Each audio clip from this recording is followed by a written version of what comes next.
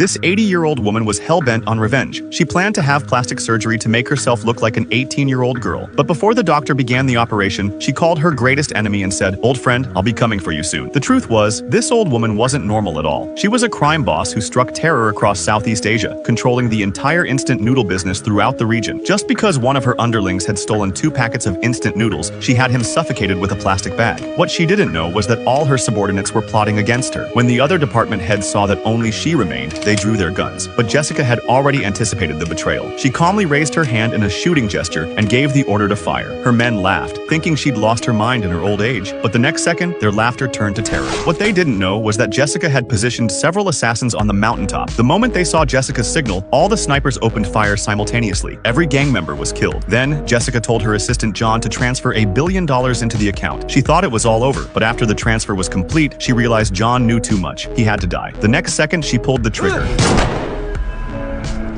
Later, when she saw John's body floating on the water's surface, she smiled with relief. But what she didn't know was that John had already figured out she would kill him. During the transfer, he had secretly switched out the security token and transferred the $1 billion into his own account. He had also placed a decoy body underwater. When Jessica discovered that John wasn't dead, she was shocked. John drove away. His escape plan was actually quite brilliant. Suddenly, her computer made a strange sound. Jessica ran over in panic. She pulled out the security token to check the balance. It was empty. She realized John had played her. She swore she wouldn't let him live, but at that time, John was in Korea. To evade Jessica manhunt, he went to a hospital for complete reconstructive surgery. He didn't just change his facial features, his voice and even his body shape were completely transformed. He had changed so much that even his own mother wouldn't recognize him if she saw him face to face.